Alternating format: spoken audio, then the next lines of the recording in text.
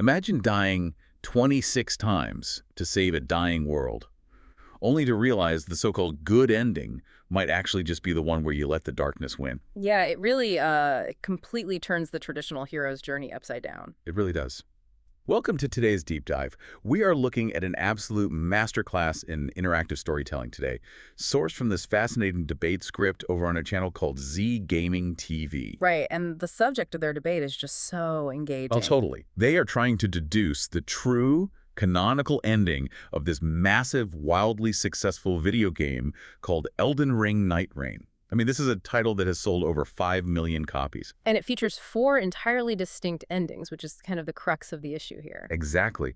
But what makes this debate so compelling isn't just the nerdy lore dispute, though, I mean, there's plenty of that. It's really what the debate reveals about how we interpret the media we consume. Because it forces us to confront this rather uncomfortable question, you know? When we look at these sprawling multi-million-dollar epics, what actually dictates the true ending? Right. Like, are we looking at what makes the most thematic narrative sense? Or are we just looking at a mandate from a corporate marketing department that needs to keep a franchise alive? Yeah. Or, alternatively, are we just at the mercy of the director's own incredibly specific artistic philosophies? That tension is exactly what we are going to explore today. Just to set the stage for you listening, we are focusing on the first half of this Z Gaming TV debate script. The debaters put 2 of the major endings head-to-head. Yeah, so on one side we have an ending called The Dawn, and on the other side we have The New Night. And the source notes that they actually save the other 2 endings, Night of Love and Endless Night, for a completely separate discussion. So today, we're just looking at this initial clash. And it is quite a clash, honestly. The first perspective in the debate is championed by a speaker going by the name Finger Reader, and they make a very staunch case for The Dawn. Finger Reader's primary argument is that mechanically, structurally, and textually, The Dawn is the intended resolution. Because it restores the status quo. Okay, let's unpack this because the mechanics of this ending are very specific. In The Dawn, your player character defeats a boss named Healstore. And from what the text describes, Healstore isn't just like a big monster with a health bar. No, not at all. He is the literal physical embodiment of the primordial night.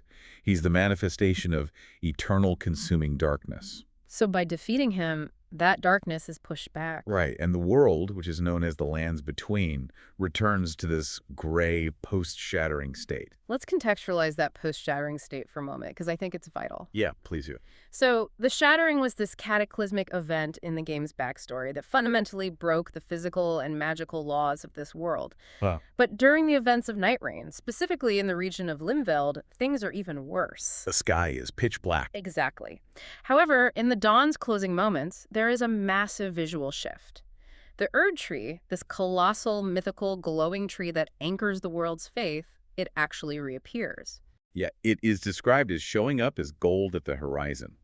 And along with that gold on the horizon, the old religion of a god named Marika is fully restored. Which is huge because during the darkness, worshipping her was considered completely heretical. But now it's back. And it's not just the world that gets fixed either. Finger Reader emphasizes that this ending closes the maximum number of character arcs. Right. There are 8 specific characters called Nightfarers. And in the Dawn, they all return to what the text calls their natural order. For instance, a character named Iron Eye resumes her vigil with a group called the Fellowship. Duchess returns to her Viscount stepfather. Oh, and Executor, that character who's literally fused into his own armor, he's freed from it and just walks away. It sounds like a happy ending, right? But looking at that list, I mean, I'm trying to wrap my head around why that feels so familiar. It's less like a fairy tale happily ever after and more like... Like what? Like rebooting a corrupted hard drive in safe mode. You Yeah. know? You don't get a brand new perfect computer, but you get the operating system booting up again. That is a really grounded way to understand what Finger Reader is arguing, and they believe there is profound thematic resonance in that reset. Oh, totally. They argue this ending represents a very specific, hard-won, fragile hope. You have to remember the context of the player's experience here. Right, the struggle. You have fought your way through the absolute worst, most agonizing horrors the darkness has to offer. So reaching a simple gray sunrise is an incredible feat. It perfectly mirrors the psychological reality of surviving intense trauma. Like, sometimes the biggest victory isn't achieving utopia. It's just getting back to baseline. Exactly. But is returning to a broken operating system actually a triumph? Or just a corporate mandate? because the debaters pushing back in the script, who go by Tarnished and Recusant, they completely reject the idea that returning to baseline is a triumph. They really do. In fact, Tarnished straight up calls the Dawn a product decision. A product decision. Which brings us to the core of the counter-argument. Tarnished points out that the baseline you are returning to is deeply, deeply flawed. Right, because the lands between long before the primordial night even took over was already a cursed, decaying place. Exactly. I want to highlight the sheer grind Tarnished describes to make this point. Oh. Think about the frustration you feel when you're stuck on a difficult task. Oh, yeah. Now imagine spending 3 entire in-game days in a swamp called Limveld. You die 17 times to a boss named Gladius. You die 9 times to Maris. It's brutal. You systematically hunt down 8 Night Lords, and then you finally kill Healstore, the literal embodiment of darkness, and your grand reward for all of this suffering. The world goes back to being a broken mess. Right, because that's the tragedy of the pre-shattering world. The Erd tree that returns as gold at the horizon was already sick. And the ruling god Marika, whose religion you just restored, she was fractured. The text notes a piece of lore where Marika and her husband Radagon were somehow the exact same entity. Wait, really? The same entity? Yeah, that isn't just trivia. I mean, it illustrates a world where the highest authority, the literal bedrock of reality, is divided against itself. So as Tarnished puts it, your reward for beating the darkness is just volunteering for a lesser darkness. Or volunteering for a second war, to be exact. And this is where Recusant jumps in and just totally dismantles those character arcs Finger Reader was so proud of earlier. Oh, right. I mentioned Duchess returning to her Viscount's stepfather, in irony going back to the Fellowship. And how does Recusant view those homecomings? As prisons. Recusant points out that these characters aren't finding peace at all. They are returning to the cages they started in. Like, the pirate seas are a prison. The Viscount's stepfather is a prison. It's a fascinating psychological mechanism to explore in a narrative, though. I mean, why would characters willingly go back to a prison after being freed from the dark? Because it's familiar. Exactly. Surviving catastrophic trauma often leaves people terrified of true, unstructured freedom. A familiar cage feels safer than the unknown. That makes a lot of sense. But Recusant's point is that settling for a familiar cage does not constitute a good or true ending. Which opens the door for Tarnished's biggest meta-argument. If the world is broken and the characters are just going back to their cages, why does this ending even exist? Tarnished claims it only exists so the lore department at the development studio From Software didn't have a collective aneurysm trying to manage their timeline. The corporate IP management theory. Yes. Because Nightreign is tied to the base Elden Ring game, the Dawn ending perfectly restores the status quo so that the rest of the existing franchise canon can proceed without any massive continuity errors. It keeps the executives happy. Precisely. But Tarnished points out the sheer absurdity of expecting a neat, tidy sunrise from the game's director, Ishizaki. Yeah. I mean, look at his track record mentioned in the text. It's definitely not very Disney. No. No. In Bloodborne, the supposedly good ending is becoming a baby squid. In Dark Souls, it's rekindling a fire that dooms the world. Why would this director suddenly hand us a Disney sunrise? It highlights a very real friction in modern media, honestly.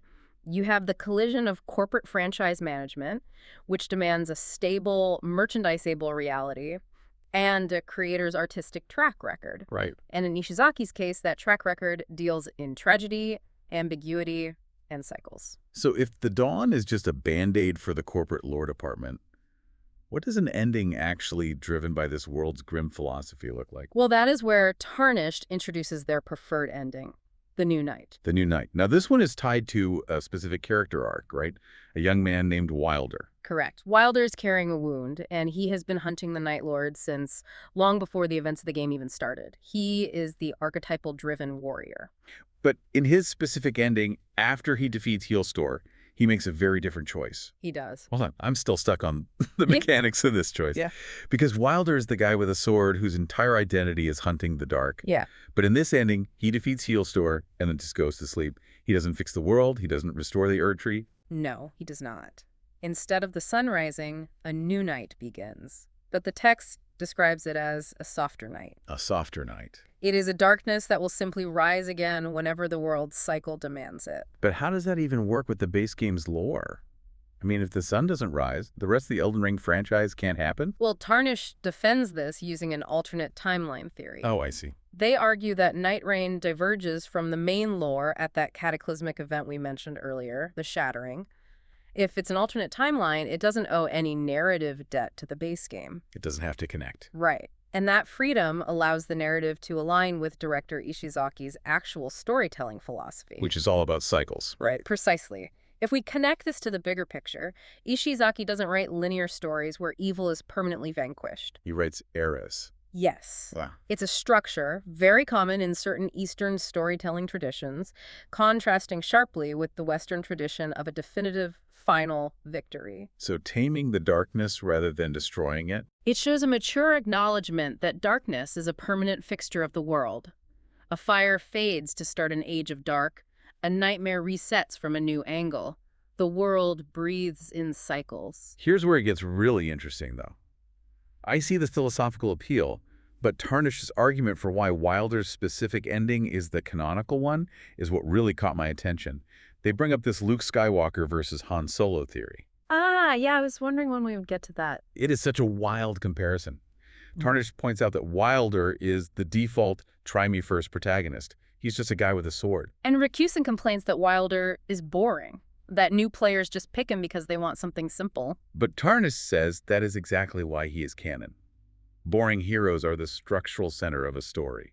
Like Luke Skywalker is the boring farm boy with a sword. And Han Solo is the cool, eccentric side character. Right. Han might be more interesting, but he isn't the canonical center of the Jedi mythos. Luke is. Therefore, the boring central pillar is the canon one. Let me play devil's advocate for a moment here. Go for it. Because comparing a grim, dark fantasy video game to the structural monolith of Star Wars is, well, it's a bit of a stretch. Fair enough. But if we look at what Tarnished is actually getting at, there is a structural truth there. The load-bearing pillar of a massive mythos is rarely the most eccentric element. It has to be archetypal to support the weight of the world building around it. Okay, I can buy that. But I'm still hung up on this concept of a softer knight. If the primordial knight was literally manifesting as a giant monster trying to destroy them 5 minutes ago, how do you just gentle it? Mechanistically, how does that actually work in the lore? That is the exact question that sparks a massive debate within the debate itself. Because as soon as Tarnished starts talking about gentling the knight, Recusant jumps in and accuses Tarnished of stealing their ending. Right, because Recusant is holding out to defend the Knight of Love ending, which the source saves for later. Exactly. Recusant claims Tarnished is just stealing their premise, the idea that darkness should be embraced rather than destroyed. But Tarnished's defense against this accusation reveals this crucial, incredibly nuanced distinction in how the game's mechanics reflect philosophy. It really does. So what is that distinction? Well, Tarnished explains that in the new knight, the knight is treated as a cycle. It is gentled, meaning the violence of the primordial knight is tamed into something restful, but it remains a distant force. A distant force, like the turning of the seasons. Or the inevitable setting of the sun. You don't fight the sunset, you just prepare for it. Wow, okay. But in the Night of Love ending, the knight becomes an intimate presence. It ceases to be a distant force of nature and becomes a partner, a lover. The first is philosophy. The second is romance. When I read that line in the source script, it really made me step back and reevaluate how we talk about gaming. How so? We are so conditioned to think of video game endings purely as win states. Did you press the right buttons? Did you get the good cutscene or the bad cutscene? Did you beat the final boss? Right. But this debate treats these endings as entirely distinct, complex philosophical worldviews. And I think it perfectly illustrates the unique power of interactive media. Think about why developers include multiple endings in the first place. It isn't just a gimmick to give you a reward for finding all the hidden items. Or at least it shouldn't be. At its best, it is a mechanic designed to let the player choose not just what happens in the plot, but how they want to relate to the underlying forces of that universe. So you're not just choosing a cutscene. You're choosing a belief system. Exactly. Do you view the darkness of the world as an enemy that must be completely vanquished so the sun can rise, even if that means returning to a broken status quo? Or do you view it as a distant, natural cycle that simply must be respected and weathered? Or do you view it as something intimate that must be embraced? The game provides the agency for you to define your own philosophical stance. So looking at this massive narrative landscape we've just covered, I mean, we started with Finger Reader's argument for the dawn. That was the literal arc-closing sunrise that brings all the characters back to their natural order. Even if we realize that order is actually just a familiar prison. Right. It's the safe bet, the ending that keeps the corporate IP timeline completely intact. And then we explored Tarnished argument for the new night, this cyclical, director-driven acceptance of a softer darkness, centered on the boring but structurally reliable protagonist. It really represents an eternal storytelling struggle, the comfort of final resolution versus the challenging truth of an endless cycle. It really does. And honestly, looking at these two vastly different approaches makes me want to ask you, listening to this right now, think about the last time you finished a massive book series, or a sprawling multi-season TV show, or a 100-hour video game. Yeah, what do you usually prefer? Right, what kind of ending do you actually find yourself drawn to? Do you want that Dawn-style ending where every single loose thread is tied up, the status quo is restored, and the operating system boots up again? Or do you find yourself preferring the new night approach, where things are left a little ambiguous and the world is just left spinning in this endless, gentle cycle? It's a very revealing question about our own psychological preferences when it comes to consuming art. But I want to leave you with one final thought to mull over, something that builds on everything we've unpacked today about corporate mandates and artistic vision. Oh, what's that? If a creator purposefully builds multiple conflicting endings into a story, specifically to reflect these different, equally valid philosophies we just discussed, does the very act of fans arguing over a single canon actually defeat the purpose of interactive storytelling? Oh, wow. That is a fascinating point. By demanding one true ending, we are rejecting the interactivity. Precisely. Interactive storytelling is fundamentally defined by choice. Perhaps the concept of a single objective canon is just an artificial limitation we impose on ourselves simply because we are terrified of ambiguity. We want the definitive answer. We want to know we made the right choice. But sometimes, the beauty of the story is that there is no single right answer. The diagnosis is entirely up to you. And that is all we have for today's deep dives. We will catch you on the next one.